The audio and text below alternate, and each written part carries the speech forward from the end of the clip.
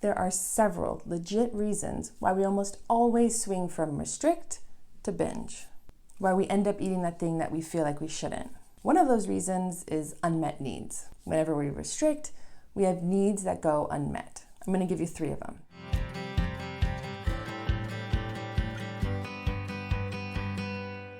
Do you ever lose control with food? Like no matter how hard you try to eat healthy and eat good, you somehow always end up eating something you feel like you shouldn't, or a lot of that something. Is your instinct to double down and make more rules? To try harder to not let that food in the house or not go that place if the food's gonna be there? If so, that would make a lot of sense. Our diet culture teaches us that it's the food rules that keep us from losing control with our food. I used to believe that. I used to try so hard to control my food and was just never able to do it like I wanted to or like I thought I needed to. And I never really understood why, but now I do. The food rules don't keep us from losing control with our food. The food rules cause us to lose control with our food. That might feel pretty counterintuitive. It's definitely countercultural. So it might not be that obvious how that works. So that's what this video is about. Why is it that having food rules causes us to lose control with food? And to understand that, we have to understand the role of restriction. So what is restriction? Restriction is having any kind of a limitation on our food. So really common ways to restrict are limiting or cutting out certain foods or food groups, macronutrients like carbs or fat, having a limited number of calories that we allow ourselves every day, or limiting when, where, or why we can eat something.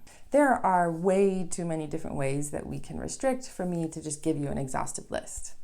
But there is an easy way to get an idea of whether you're restricting and in what way. And that's to look at what exceptions you hold to the unconditional permission to eat. The unconditional permission to eat is core to intuitive eating. And it says that we have the permission, the right, the freedom to eat however much we want, of whatever we want, whenever we want, for whatever reason.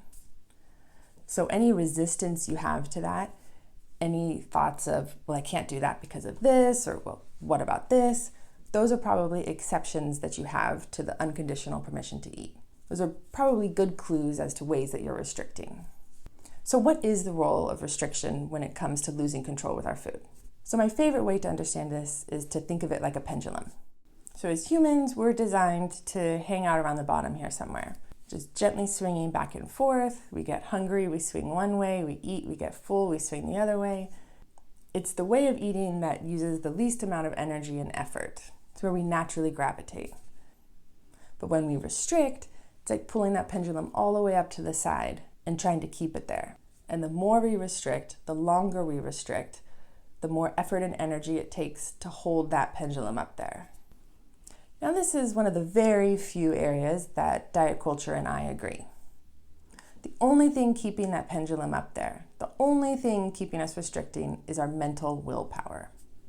Then we go back to disagreeing, because diet culture says that that's all that matters. That's all there is our mental willpower. And that if we have enough of it, we can always make the right food choices and restrict indefinitely. And if we fail to do that, it's because we didn't have enough willpower. We need to try harder. That's just not true. There are several legit reasons why we almost always swing from restrict to binge, why we end up eating that thing that we feel like we shouldn't.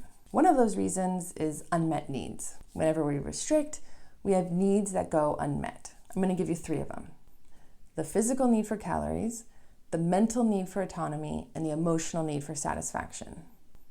Diet culture teaches us to ignore, deny, and pathologize those needs. But those are real needs, good God-given needs that God designed into us to help us have a healthy relationship with food. No matter what we do, those are going to be our needs. We just get to decide what we're going to do about it. So I'm not going to go into all those needs here. I want to do that in a different video. Here, I'm just going to use one as an example. So the physical need for calories. If we choose to restrict and not get that need met, if we're not getting the calories that we need, then at some point our body is going to step up and try to take over. Our body will do anything and everything that it can to override our mental willpower and get us to eat the calories that we need. That starts out with increasing our drive to eat. So that looks like giving us obsessive food thoughts, huge cravings, making us feel hungrier more often, making it harder for us to feel full, making food sound more appealing before we eat it and feel more rewarding after we eat it. Anything that it needs to get us to eat those calories. So that's why it feels like we lose control with our food, because we do. Because our body steps up, intervenes, overrides our mental willpower so that we do lose control and eat the calories that we need. If we didn't restrict, our body wouldn't need to intervene and we wouldn't lose control with food. We would just be hanging down at the bottom of the pendulum, eating when we're hungry, feeling our fullness, getting our needs met, making our own choice about our food, feeling satisfied, and then moving on. So that's how it works. That's how the food rules cause us to lose control with our food. I'm Damara, Christian Intuitive Eating Coach. If you like this video, the content, then give a thumbs up and subscribe. If you have any questions or comments, feel free to put them in the comments or send me an email.